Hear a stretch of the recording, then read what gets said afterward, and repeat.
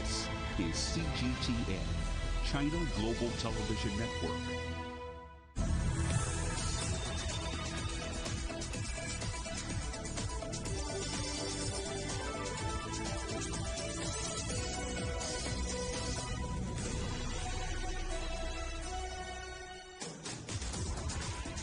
Hello and welcome to Global Business Europe, live from CGTN in London. I'm Jamie Owen. And I'm Robin Dwyer. Our top stories. China denounces a new security pact between the United States, the UK and Australia, saying it intensifies an arms race. Our other headlines: 4 Volkswagen executives appear in court over their role in the Dieselgate emissions scandal. The boss of Citroën Cars tells us about his plans for global domination, semiconductor shortages, and warns of the impact of COVID. The good element in this is we're getting used to agility, we're getting used to crisis, but it is correct that 2020 was a year to forget.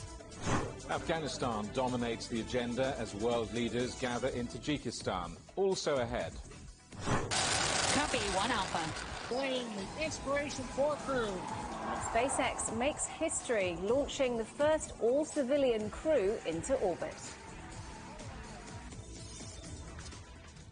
China says a new defence and security pact between the United States, the United Kingdom and Australia will damage peace and stability in the Indo-Pacific region. It's being widely viewed as an effort to counter China's growing influence in the South China Sea. The so-called AUKUS alliance will focus on military capability, with the main objective to help Australia acquire nuclear-powered submarines. Well, let's talk to our correspondent Paul Barber in our London newsroom. So, Paul, how significant is this new alliance? Robin, it is extremely significant. It is historic. It's being described as the alliance drawing a line in the sand. Analysts saying that it's the most important military alliance between Australia, the UK, and the United States since World War II. It will see Australia become just the 7th country in the world to gain nuclear-powered submarine technology. Australia highlighting, though, that these submarines will not be nuclear-armed. However, it is also the first time that the United States has shared its nuclear submarine technology since it did so with Britain 50 years ago. The alliance, the AUKUS alliance countries, saying that this deal is not aimed at any one power, but they were certainly avoiding mentioning China as the announcement was made. However, there's little doubt that China's growing military capabilities are behind why this deal has come together, and all 3 leaders saying that their security concerns in the Indo-Pacific region had been growing. Beijing has responded, saying that the alliance is extremely irresponsible and narrow-minded, and warned that the 3 countries were hurting their own interests. Submarines are at the heart of the new defence agreements between the US, Australia and UK, but it will go on to encompass artificial intelligence and other advanced technologies. The leaders of the 3 countries said the aim of the deal, dubbed AUKUS, is to preserve peace and stability in the Indo-Pacific. None of them mentioned China by name, but Beijing's presence in the region is the subtext. Today, we're taking another historic step to deepen and formalize cooperation among all 3 of our nations, because we all recognize the imperative of ensuring peace and stability in the Indo-Pacific over the long term. Australia is set to get a new fleet to replace its decades-old Collins-class diesel-electric submarines. American technology to build nuclear reactor engines will allow the vessels to stay underwater undetected for much longer journeys, but without any nuclear warheads on board. The future of the Indo-Pacific will impact all our futures. To meet these challenges, to help deliver the security and stability our region needs, we must now take our partnership to a new level. But let me be clear, Australia is not seeking to acquire nuclear weapons or establish a civil nuclear capability. And we will continue to meet all our nuclear non-proliferation obligations. Keen to put British differences with the US over Afghanistan behind them, Britain's Prime Minister called it a momentous decision that would make the world safer. AUKUS is not intended to be adversarial towards any other power, Mr. Speaker, but it merely reflects the close relationship that we have with the United States and with Australia, the shared values that we have and the sheer level of trust between us. With a newly announced senior team of ministers, including China hawk Liz Truss as Foreign Secretary, the deal will boost jobs in Britain's defence industry. Senior Biden administration officials say the move is not aimed at countering Beijing. But China's foreign ministry says the cooperation deal severely damages regional peace and stability, intensifying an arms race and undermining global anti-nuclear efforts. The relevant countries should abandon this outdated Cold War zero-sum game mentality and narrow-minded geopolitical outlook. They should respect the hearts of the people in the region and do more things that are conducive to regional peace and stability. Otherwise, they will only shoot themselves in the foot. Well, the partnership ends Australia's deal with France, a multi-billion-dollar deal to replace the submarine fleet. But AUKUS is not just about building boats. It's about these three countries showing that they share far more than the English language, and they're willing to stand together and protect each other's interests. Robin. Paul Barber, thank you. Well, China isn't alone in expressing disquiet about this. France has described the defence pact as a stab in the back. As Paul Barber was saying, it pushes Paris out of a lucrative deal signed with Australia to build a dozen submarines. Our correspondent Ross Cullen is in Paris. Ross, strong words from the French. Yes, Jamie, as you say, stab in the back. A brutal move from Australia as well. A unilateral decision as well as what the French foreign minister characterised it as, and he described the behaviour of the United States, United Kingdom, Australia in forming this pact as perhaps behaviour we might have expected to have seen from Donald Trump. That's what the French foreign minister said. The EU broadly welcomed the election of Joe Biden in November 2020, seeing it as a return by Washington to the international fold, to multilateralism. Unpredictability, Jamie, that was perhaps the word that characterised the EU's relationship with Donald Trump. Anyway, that's what the French foreign minister said. We might have expected to see this move from Donald Trump, not from Joe Biden. It was a sudden, shocking move. So much so that Florence Parly, she's the defence secretary, she and her colleague in the Foreign Office had to rush out a communique in the middle of the night here in Paris, reacting to this decision from AUKUS to form this new pact together. They described what Australia have done as not following the spirit and letter of cooperation, a betrayal of trust, really to strong language from France. It is, however, despite the fact that this rupture has happened, France saying it might well support Naval Group and help them out. They were the French defence contractors who were going to help Australia build these 12 submarines. But despite all that and the growing lack of communications between the English-speaking Western allies and the European Union, France is determined to underscore the importance of the Indo-Pacific region. Despite the break of contract with Australia, there are 1.5 million French citizens spread across the Indian and Pacific Oceans. But it is unfortunate timing, as we say, because the EU more broadly was about to announce its own Indo-Pacific strategy. So yes, a lot of disquiet here in Paris about this decision from AUKUS to move ahead with a pact without France. Ross Cullen in Paris, thank you very much. The European Union says it was blindsided by the announcement of the Security Pact. Josep Borrell told a press conference that the EU was not consulted and must protect its own interests in the region. Our correspondent Giles Gibson is in Brussels. So, Giles, Josep Borrell's made it very clear that the EU is not happy about the Security Pact. That's right, Robin. Really, there was a very frosty response from European leaders here in Brussels.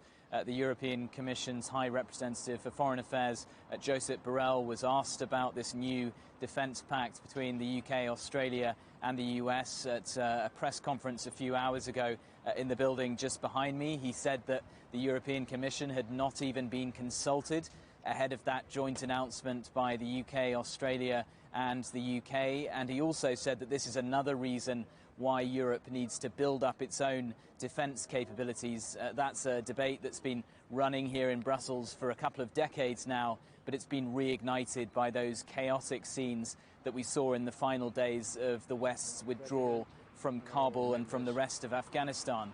This was also just terrible timing as far as the European Commission was concerned, this announcement of AUKUS, because it came on the eve of the European Commission unveiling their own strategy for the Indo-Pacific region, which they have been working on now for months and months. And Giles, what's in that Indo-Pacific strategy that was rather overshadowed by the AUKUS announcement?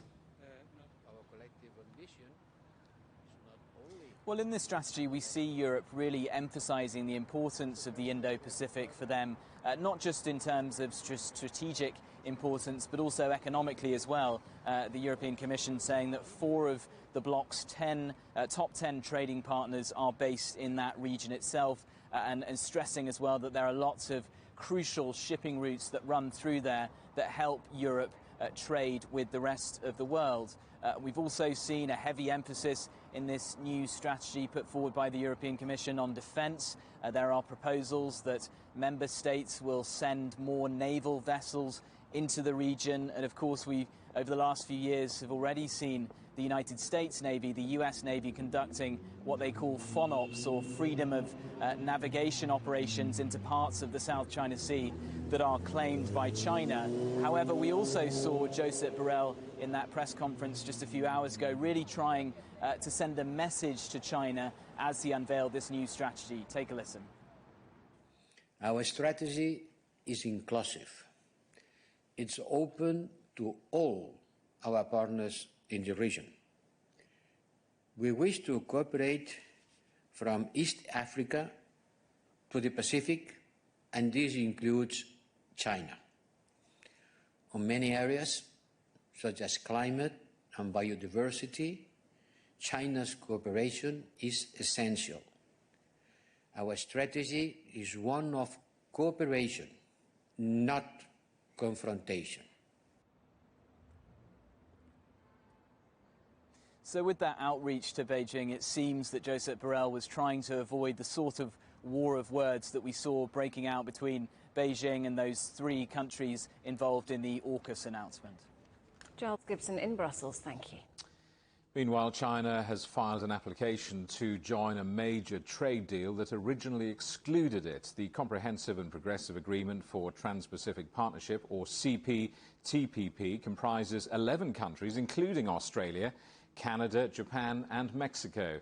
It came into effect in 2019 after the United States left its predecessor deal.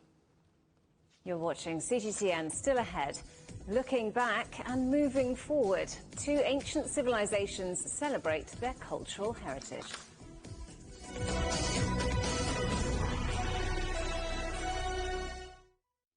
Search CGTN Europe wherever you get your podcasts to subscribe to The Agenda podcast. The Agenda with me, Stephen Cole, always gets to the heart of the story. Just subscribe today and listen now. Covering the world from 4 continents. A new horizon. Teams in Beijing, Washington, D.C., Nairobi, and London. Who connect, interact, and inquire to bring you the stories that matter to all. The Link, only on CGTN. Facing the unknown is always difficult. In a world in turmoil, it's easy to lose orientation. But when the storms come, we have to see the possibilities. Reinvent. Find new opportunities. Discover a path forward. CGTN. See the difference.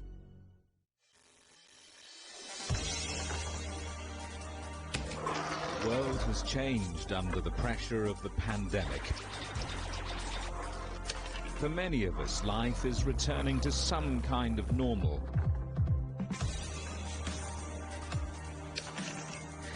As we're adapting to changes in all of our lives, let Global Business Europe be your guide to the new normal. Join us weekdays on CGTN.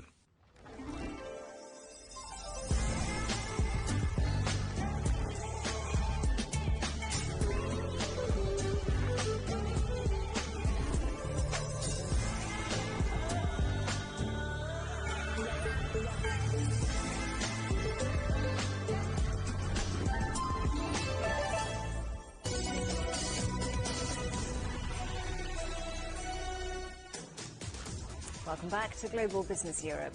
A quick reminder that CGTN is available to watch for free on all the major digital platforms, on Smart TV or online on Roku, Apple TV, Amazon Fire and Android TV, YouTube and Dailymotion, CGTN.com and the CGTN app, and in the UK on Freely. The French car giant Citroën is just unveiling its latest model aimed at India and South America, manufactured at its bases in Chennai and Porto Real. The new C3 is a compact SUV for the urban market, so says the blurb. But its launch comes at a rather difficult time for the car industry. Car sales worldwide have been hit by COVID and the semiconductor shortage. There are also growing signs of consumer fatigue with vehicle ownership, particularly among the young. Citroën's boss, Vincent Kobe, has been setting out his ambitions. So fundamentally, what we're doing today is we're embarking into an aggressive out-of-Europe growth program for the Citroën brand. So we've been developing a whole family of 3 cars that will be launched one every year in the Indian subcontinent, in South America. So what is it? Core of the market, locally developed and sourced, bringing all the relevant technology, smartphone ready, connected, appropriate powertrain in the core of a segment. Why? Because we think that the Citroën values can be relevant in those markets, innovation, well-being, and the fundamental belief that social progress should be made for all. So we're embarking in this with a lot of ambition, a lot of appetite, but also a lot of humility, because those are competitive markets, so we'll bring all our heart to this adventure. Who do you see as your biggest future market? Honestly, when you look at the market size, India is going to become the 3rd largest market in the world before the end of the decade. South America is a fast-growing, sometimes a bit turbulent, but fast-growing region in the world of the car industry. So, honestly, India, large market, we are newcomers. South America, very substantial markets. We've been there for 15 years. We already have great results. So it's a bit of a competition between those 2 areas, but a very ambitious program for us. You paint an exciting picture of the future. I want to talk about the here and now, the present and the immediate past. Every CEO of a big car company who's appeared on this program has told me they've had an absolute nightmare with coronavirus and an even bigger nightmare with the global semiconductor chip shortage. How is it for you? I think you're spot on, Jamie. Let's be very clear. If you look at the last 10 years of the car industry, this has been rife with a lot of variants of a crisis. Okay, you've had flooding, you've had earthquakes, you have economic crisis, and more recently, we've had the pandemic for a year and a half, and for the last 6-9 months, we have a chip shortage crisis. So the only good element in this is we're getting used to agility, we're getting used to crisis. But it is correct that 2020 was a year to forget, with volumes going down 20 to 30% around the world. And this year is a very complex one, because at the time where demand rebounds, supply is becoming very erratic. So at those times of challenges, what are we doing? We're focusing on our customers, making sure that the firm orders, the private customers are served first.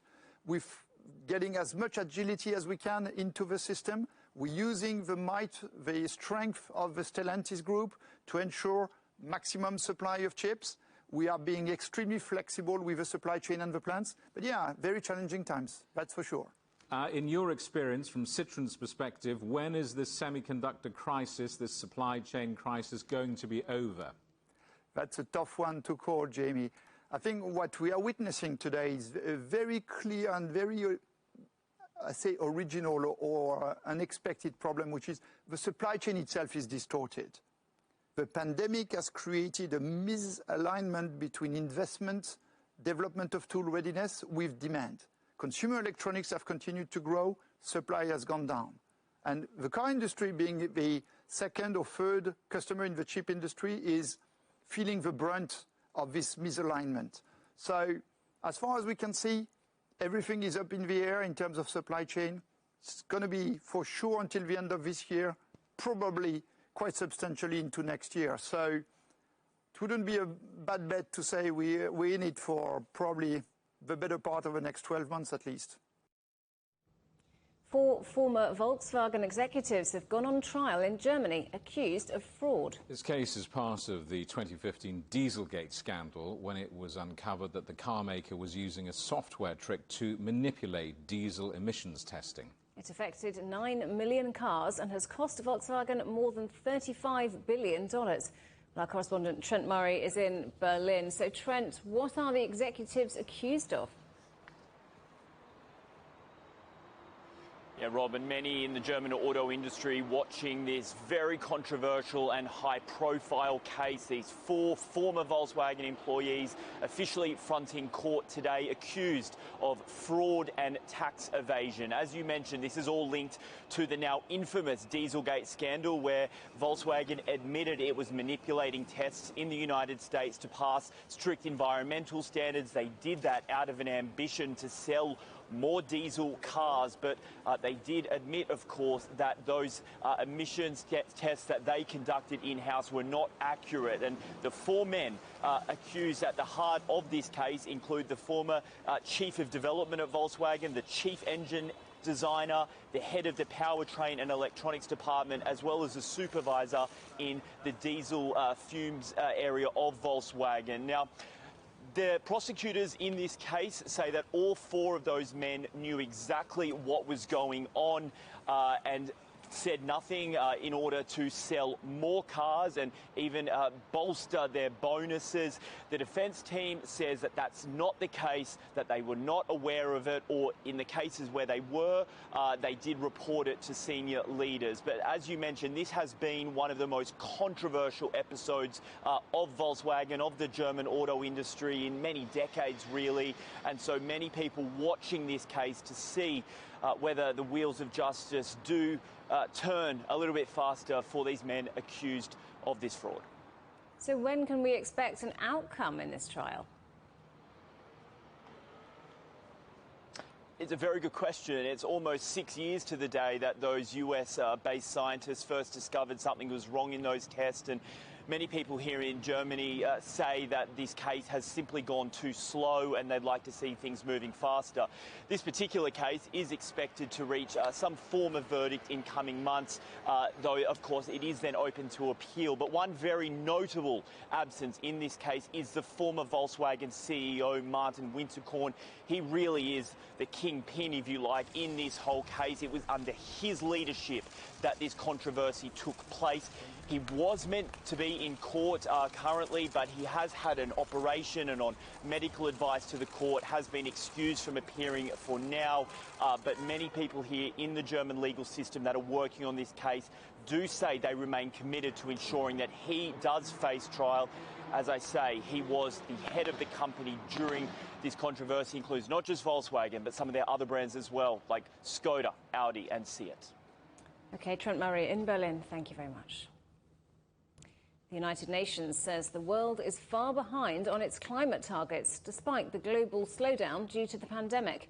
The World Meteorological Organization says the economic downturn brought about only a temporary dip in CO2 emissions. Scientists say this is not enough to reverse rising levels of greenhouse gases. UN Secretary-General Antonio Guterres says it shows just how far off course the world is in limiting global warming. Wholesale energy costs have soared in the UK due to a fire at an energy station importing electricity from France. A key power cable between the two countries was shut down following a blaze on Wednesday in southeast England, sending prices up 19%. The cable will not return to full capacity until March. UK energy prices have hit new highs due to a global gas shortage and a surge in demand. Telecoms giant BT will create around 1,000 new jobs in its flagship hub in the UK. The new state-of-the-art facility in Birmingham will have 17 floors featuring the latest technology. Once complete, the office will house more than 3,000 workers. The British retailer John Lewis returned to profits in the first 6 months of the year, but warned of significant uncertainty ahead. It made a first-half profit of $95 million compared to a $76 million loss in the same period a year ago, with the turnaround credited to cost-cutting and government support. The group says supply chain shortages caused by Brexit and the pandemic will lead to higher prices. And other British retailers have also warned of a Brexit headache, including Marks & Spencer, which has announced the closure of more than half its French stores. The food and clothing firm will shut 11 of its 20 franchises, blaming what it says are lengthy and complex export processes brought in after the UK's exit from the European Union. 3 astronauts who lived for 90 days on China's space station are returning to Earth. They've boarded a spacecraft, departed from the station, and will land in a desert in China on Friday. During the last 3 months, they conducted 2 spacewalks, deployed a mechanical arm, and had a video call with the Chinese president. It's the longest stay in space by Chinese astronauts. Shenzhou 12 has completed its 3-month mission in orbit and is about to return to the manned spacecraft. We give sincere thanks with deep respect to everyone involved in the mission for your support day and night. Salute. SpaceX has made history by launching the first ever civilian-only flight into orbit. Godspeed Inspiration 4. Copy 1 Alpha. Inspiration 4 crew. The company's first private flight launched from Florida with 1 tech billionaire, 2 contest winners and a healthcare worker on board. It's the first time a spacecraft has been sent to circle Earth with an all-amateur crew, marking the most ambitious leap in space tourism yet. They'll spend 3 days in orbit before splashing down this weekend. Well, Marek Zybart is Professor of Space Geodesy at the University College in London and joins me now. Welcome to the show. Good to see you. What is the significance of the SpaceX space tourism launch? Well, it's a big step forward in terms of technical capability. Let's contrast that with the recent space tourism launches by Jeff Bezos and his Blue Origin company and Richard Branson's Virgin Galactic. Both those flights just flew to about 100 kilometers altitude and took about 20 minutes to carry out the flight and just reached the edge of space, spent very little time on orbit. This mission is much more ambitious in its scope. As you say, launching for 3 days, it's flying at an altitude of 575 kilometers, orbital period about 96 minutes. They're going right there around the Earth in 96 minutes, and they're going to do about 45 revolutions of the Earth over those 3 days. So it's a much more ambitious idea, and they've got a slightly different profile to their mission compared to the more commercial ones. And these adventures always cause great controversy back on Earth. People asking, you know, what on earth is the point of this? You know, the world needs money spent in much more worthwhile places. So to that question, is this really a worthwhile endeavour? I think that's a really good question, frankly. So let's look at it from a perspective of cost. So now, SpaceX are notoriously evasive about how much money their missions cost and where the money comes from. But we can put a figure around about say $100 million to $200 million being spent on this mission. Now let's put that in perspective with say an Earth observation mission deployed to say measure the retreat of the polar ice caps. Such missions cost around about $100 to $150 million. Spend years on orbit monitoring long-term changes in the climate that have direct benefit to everyone on Earth. So I feel with situations like this, we might want to try to appeal to the, to a more rational approach to how such money and resource should be used, particularly at a time when we're all becoming very worried about things like climate change. COVID means we can't really fly anywhere at the moment, not even on a shopping trip to New York. But, I mean, let's assume that things improve quickly. Where are we when it comes to space tourism? What are the current possibilities and perhaps limitations? Well, I mean, the limitations, in a way, it's the market, you could say, because what's driving this to a certain extent is the fact that people like Richard Branson see that there's a market there. There's a number of hyper-wealthy people in the world who can simply afford to do these things. And of course, it's not for any of us to tell the hyper-wealthy people of the world how they should spend their money. However, if we look at it from the perspective of the return on the investment, let's consider if we spend as a species $100 million on something, we would expect something quite substantive in return. Now, what space tourism gives you is essentially novelty, mainly. Particularly with the Jeff Bezos launch and the Richard Branson launch. These, forgive me for saying it in such a way, but they're vanity projects. They don't really benefit anybody, and those people who experience them only experience space for a number of minutes. So really, what's the point in that? You call them vanity projects, these tourism trips perhaps for the hyper-wealthy. I wonder, in your view, are we perhaps someday going to see the equivalent of the EasyJet trip into space? Well, there are other arguments around this kind of technology for reducing travel time. One of the issues is that the planet is spinning in space. And if you could sort of loft yourself up into orbit and then wait until Australia has kind of spun around beneath you and then drop down again, those offer perhaps novel ways of navigating our way around the world and potentially ways of doing these things more cheaply and less dangerously. Having said that, we're a long way away from that. And frankly, with things like COVID and things like climate change, there are more pressing problems that we should put our efforts into. Professor Marek Zibart at the University College in London, thank you very much indeed for talking to us. Thanks for having me. You're watching CGTN. Still ahead, Afghanistan tops the agenda as world leaders gather in Central Asia.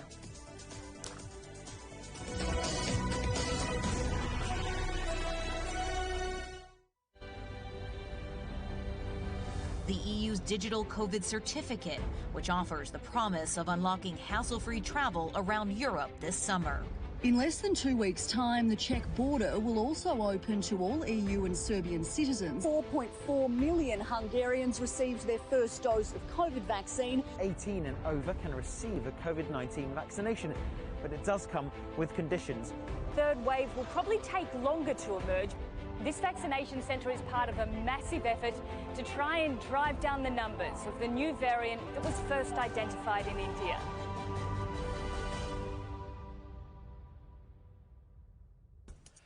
On the agenda with me, Stephen Cole, we look up into space. We look down into data. We look at debt. We look at politics. We look at opioids, climate change. We look at all the issues that really matter around the world. But you matter too. We want to tell the stories you want to see and hear about. Make it your agenda.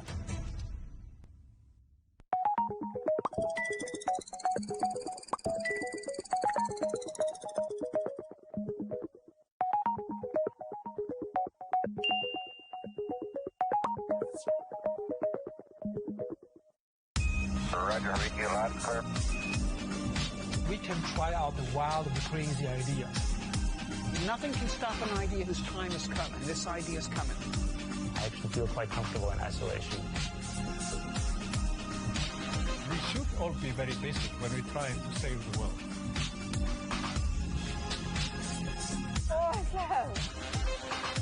We hope it will happen. We have to live in hope. The agreement is signed. But what is the real deal now the UK has left the EU? For trade, for business, for the city, for ordinary people. Make sense of Brexit with CGTN.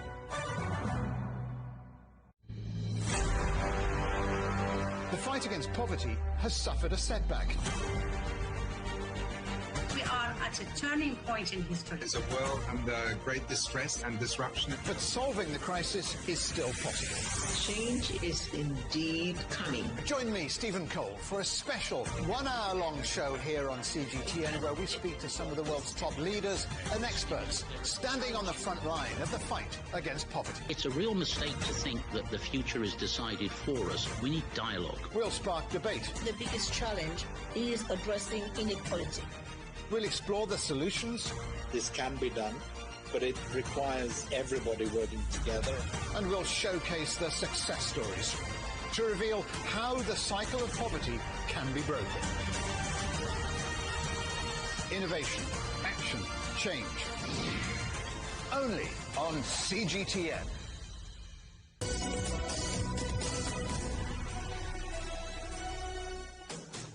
Hello, welcome back to Global Business Europe with Jamie Owen and Robin Dwyer. Our top stories. China denounces the new security pact between the United States, the United Kingdom and Australia, saying it intensifies an arms race. And 4 Volkswagen executives appear in court over their role in the Dieselgate emissions scandal. Tajikistan is hosting a gathering of leaders from the Shanghai Cooperation Organization. It's the first time the Eurasian Security Group has met since the US withdrawal from Afghanistan and return to power of the Taliban. Alyosha Milenkovic reports. The word that dominated the SCO-related meetings here in Dushanbe is Afghanistan. The present and the future of that country topped the agenda of all official discussions on Thursday. Even the meeting between Chinese Foreign Minister Wang Yi and his Russian, Iranian and Pakistani counterparts opened with remarks on the future of Afghanistan. After 40 years of turmoil and instability in that country, its neighbors and the countries in Europe and Asia would like to see it attain stability and prosperity. SCO members think this is the only way to prevent the country from becoming a breeding ground for countless extremist groups that might export their ideology abroad. Before the main leaders' meeting scheduled on Friday, delegations from member countries hope to iron out a joint strategy to help Afghanistan stand on its own feet.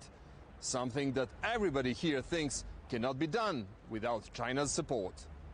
Alyosha Milenkovic, CGTN, Dushanbe. Well, in Afghanistan, the Taliban says one of its main priorities is to push ahead with plans for a new multi-billion-dollar gas pipeline. When completed, the Tapi pipeline will link the gas fields of Turkmenistan to homes and businesses across Afghanistan, Pakistan and India. Our correspondent Daniel Khan reports. The pipeline will transport natural gas from the Galkanish gas fields in Turkmenistan and run through Afghanistan into Pakistan and then to India. Experts maintain securing the pipeline has been a major part of the Taliban's drive to power in Afghanistan. They say the project will not only provide energy resources to the country, but will also provide revenues in the form of transit fees. The 1,814-kilometer pipeline has been designed for a 30-year period and is expected to supply about 33 billion cubic meters of gas per year. The line will run through the Afghan cities of Herat and Kandahar and Pakistani cities of Quetta and Multan. We are committed to the Tapi pipeline. We are committed to all connectivity projects because Pakistan is now on a geo-economic paradigm and trajectory. We are focused on connectivity, development partnerships and peace in the region to build our economy. That's our focus. Central Asia is critical because they want access to our warm waters. We want energy from Central Asia, and Afghanistan is the territory you have to transit through.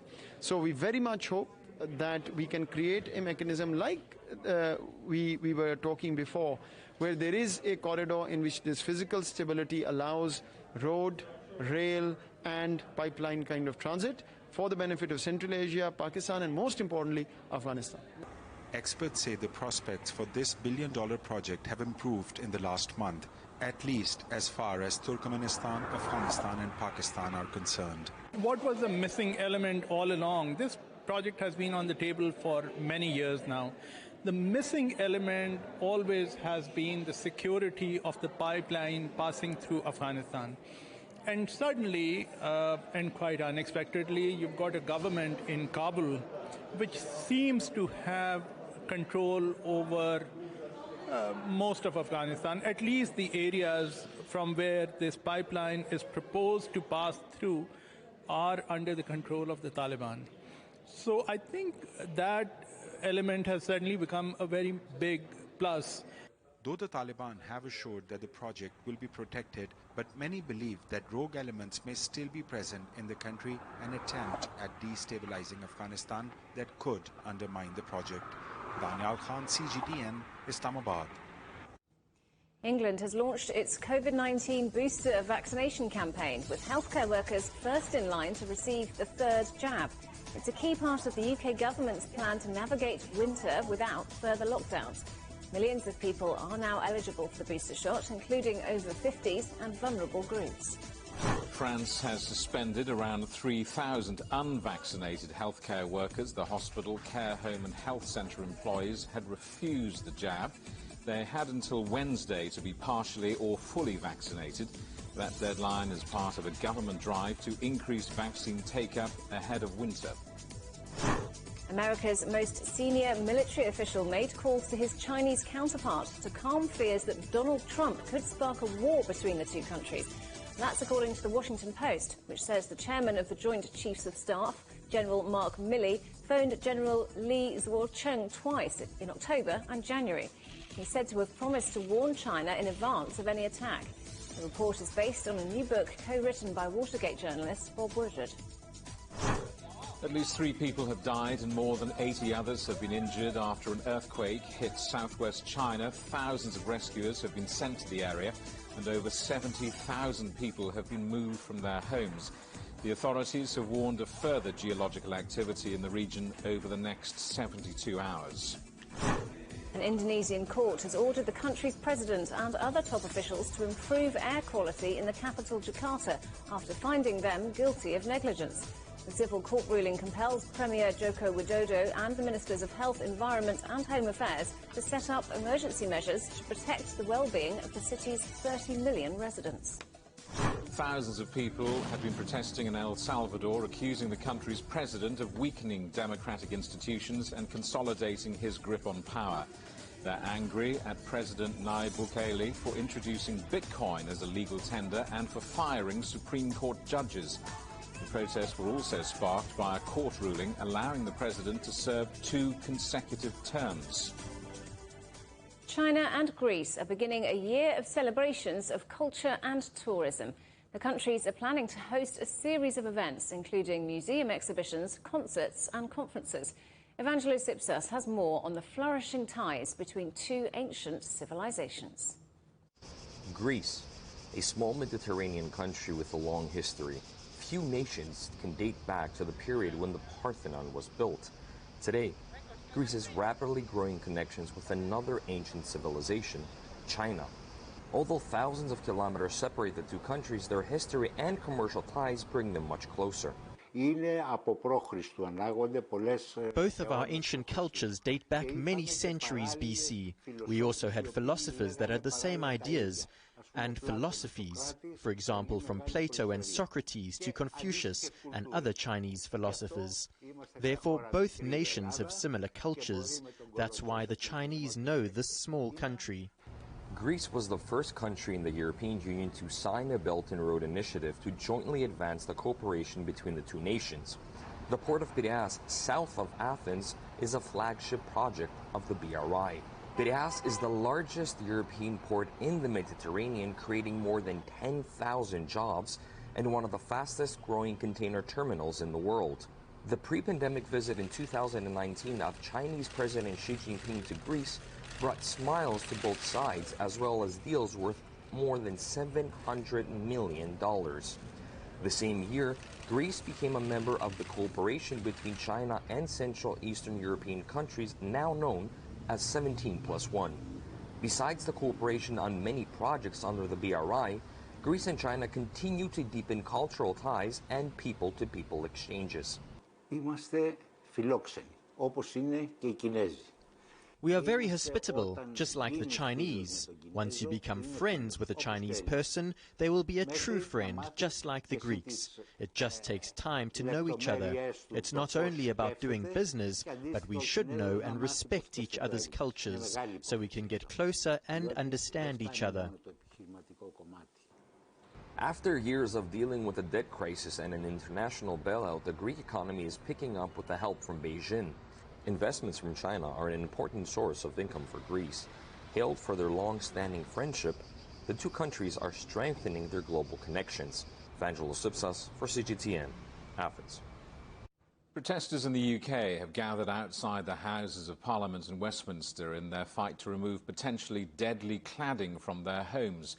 In 2017, 72 people died when a small electrical fire spread to the external cladding of Grenfell Tower in London and quickly consumed the building. Inspections revealed that hundreds of buildings across the UK were clad in flammable material. People living in those buildings say they can't sell their homes and face huge bills to make them safe. John Beaver reports. Taking to the streets to highlight the danger in their homes. Leaseholders caught up in what's become known as the cladding scandal want more help from the UK government. They're concerned for their safety, and the cost of remedial works is enormous. I call it a constant sort of low-level hum of anxiety because, you know, we're worried about our safety, we're worried about our finances, we're worried about our future. You know, people just can't move on with their lives until this is resolved. The Grenfell Tower fire of June 2017 showed just how dangerous some cladding and insulation can be. The empty shell stands as a memorial to the 72 people who died and revealed the scale of the problem. In any major city in the UK, you can find buildings that are parts of the cladding scandal. But who should pay for the remedial work remains an ongoing argument. The government have made money available to help, but many argue it's not enough, and leaseholders face huge bills to make their homes safe. Steph Pike bought her flat in Bristol a few months after the Grenfell tragedy. Professional surveys reassured her that these flats weren't affected. 2 years later, she discovered some of the cladding was flammable. And then last year, flammable insulation and a lack of other fire safety measures were found. Steph's insurance has doubled. She can't sell, as no mortgage company will lend to people trying to buy homes like hers. There's so many different people who are responsible, whether it's the builders or the government for failing to regulate properly, or the manufacturers of these products who knew they were flammable, or the building control for signing off a building and not checking that it was compliant. And it seems that all these parties have been negligent in some way, but all of the cost is just being shifted to the innocent leaseholders. Steph and her neighbours are waiting to find out if they'll qualify for some of the £5 billion, that's $6.9 billion US dollars, the UK government has promised to spend on the problem. And changes to some fire safety rules for smaller buildings should mean mortgage companies are willing to lend to those wanting to buy flats inside them. But for those living in potentially dangerous homes, they want more money and more action to help end the nightmare they find themselves in. John Beaver, CGTN, Bristol. How are different countries tackling poverty? This week on CGTN, a special hour-long show, Innovation, Action, Change. In January 2020, a UN report found levels of poverty in Spain were alarmingly high. The pandemic has made things worse. Rahul Pathak visited a food bank, which has been a lifeline to those living in one of Madrid's poorest neighbourhoods. It's a scene witnessed in slums and favelas around the world. A mother looking after her children in cramped conditions, no running water, no electricity, and yet this picture of poverty isn't in Brazil or India or anywhere in Africa. It's 30 minutes outside of Spain's capital, Madrid. So we're in an area called Cañada Real, which is around 20 kilometres outside of Madrid city centre, and it's one of the most deprived areas, not only of Madrid, but of Europe, and it's also one of the most dangerous. So we've had to take certain safety precautions ahead of our trip, and hopefully we're going to speak to some of the people who live here to get some idea of what it's like to live in an area where extreme poverty is a normal part of one's daily life. It's really hard to live here, really hard.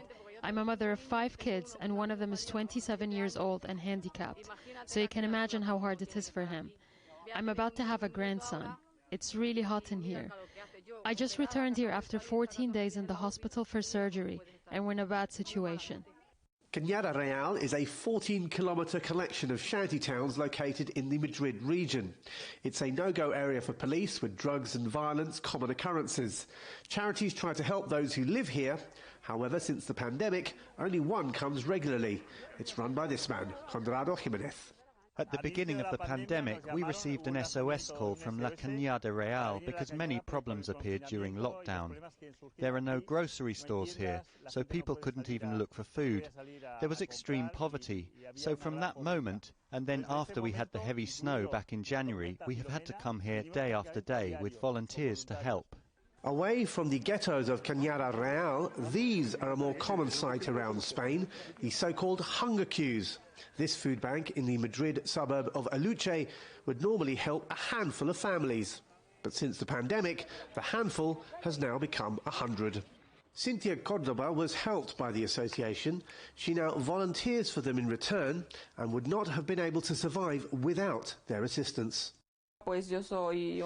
I'm a single mother, but I'm lucky. I only have one child. I know single parents that have 3, 4 kids, and that's hard. We survive with my savings and with the donations of the Aluche Association. In Aluche, at least, there is a positive side to all of this. The food bank is a community-led initiative with no big lenders or corporations involved here. A genuine example of people helping themselves and each other. Rahul Pathak, CGTN, Madrid. Well, we invited 8 people to discuss their own contributions to tackling poverty. Shuke Shrine is a student who saw how poorer school children in her native China risk being left behind because they didn't have the same access to new learning technologies as their wealthier peers. You can watch her story online at europe.cgtn.com, but here's a bit of a taster.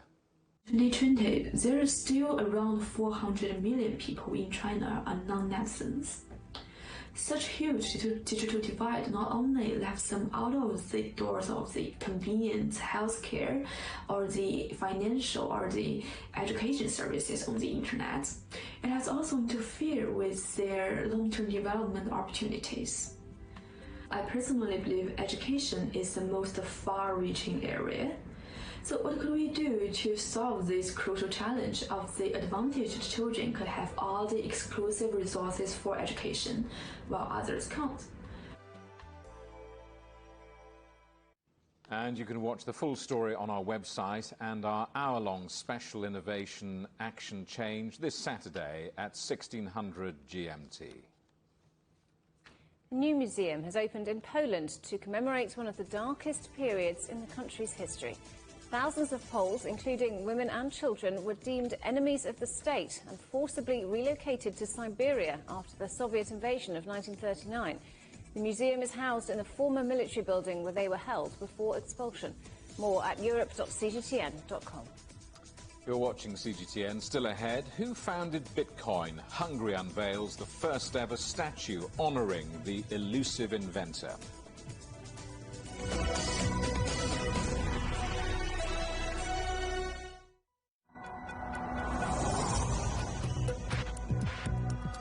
Each day, there are millions of stories. Each one can open new perspectives, new possibilities. Wherever you look, we are there. To see, discover, explore. We put the pieces together to find what really matters to you. All around the world, all around the clock. Our reporters are at home across the globe. From our headquarters in Beijing and production centers in Washington, Nairobi, and London, China Global Television Network. Stories from across the globe, reaching people across the globe. CGTN. See the difference.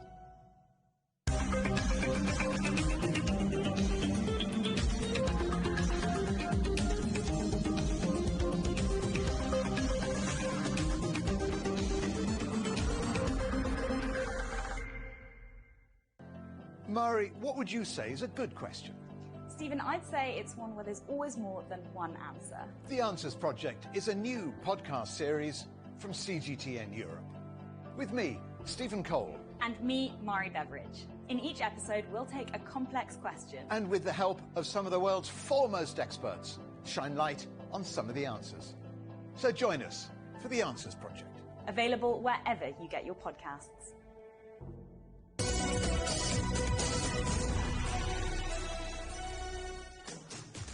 Hello, welcome back to Global Business Europe. Bitcoin's founder has been immortalised in a statue in Budapest, making Hungary the first country in the world to unveil a structure dedicated to the anonymous coder. A life-sized bronze bust of Satoshi Nakamoto now stands next to that of Apple co-founder Steve Jobs in a technology park in Budapest. Well, Penelope Liesch is there. So, Penny, why has this statue been erected? Well, Robin, a group of co-founders have basically come together to create a statue to pay tribute to Satoshi Nakamoto, who is seen as the founder, really, of Bitcoin and a person who's really revolutionized digital currency around the globe. Now, they are an anonymous founder, so Satoshi Nakamoto is not actually their name. It is a pseudonym for this person who is who has basically created Bitcoin, probably the world's best-known digital currency. And particularly this group of entrepreneurs see this person as really changing the globe and changing the way that digital currency and trading runs, giving lots of different people a chance to invest and get involved in cryptocurrency. So that's what they wanted to pay tribute with this world-first statue. Take a listen to one of the co-founders explaining what their idea is all about. Of course, we don't know how he looked, but this statue has a stylized face made from a bronze aluminum composite, which is reflective. So the point is that we're symbolizing the "We Are All Satoshi" slogan of this market. If you go to the statue, look in its face, then you're going to see your own face. So as you can hear there, it is designed to reflect your own face back at you, basically sharing the message that you are Satoshi, or you or anyone who is involved in cryptocurrency is a major player in that market and is how it is created and how it runs around the globe, as it is a decentralized currency away from any government controls. Now, it has been placed here in Graphisoft Park, a technology park in Hungary, which is home to a number of different technology businesses and garden space. It also has a sculpture of Steve Jobs here as well, the founder of Apple, so it's become quite a place for these types of sculptures to be placed. And as you can see, a lot of people here getting their own photos, looking into that statue and with the statue tonight. No doubt that will continue over the coming weeks and months. Penelope Liesch, thanks very much. And finally, new entrants who feature in the 2022 edition of the Guinness Book of World Records have been showing off their skills or special characteristics. They include Lou, whose 34-centimetre long ears earned him the record of the longest ears on a dog. Then there's Beth Lodge, who set 2 records with the most back somersault burpees in 30 seconds by a woman and the fastest forward rolls over 100 metres. She might be a bit dizzy now. But not to be outdone, Lollipop, a deaf Boston Terrier, is joined by his pal Sashimi in setting the world record for the fastest 5 metres on a scooter by a dog and cat. Very impressive. OK, the headlines again. China denounces a new security pact between the United States, the UK and Australia, saying it intensifies an arms race. Our other headlines: 4 Volkswagen executives appear in court over their role in the Dieselgate emissions scandal. And Afghanistan dominates the agenda as world leaders gather in Tajikistan. And that's it for Global Business Europe. Thank you for watching. More on all our stories at europe.cgtn.com, and do follow CGTN Europe on Twitter, Facebook and Instagram. We're on smart TV apps: Roku, Apple TV, Amazon Fire and Android TV, YouTube, Dailymotion, CGTN.com and the CGTN app, and in the UK on Freeview. Coming up next on CGTN, it's Africa Live. We'll see you again tomorrow, same time, same place. From all the team here in London, goodbye. Goodbye.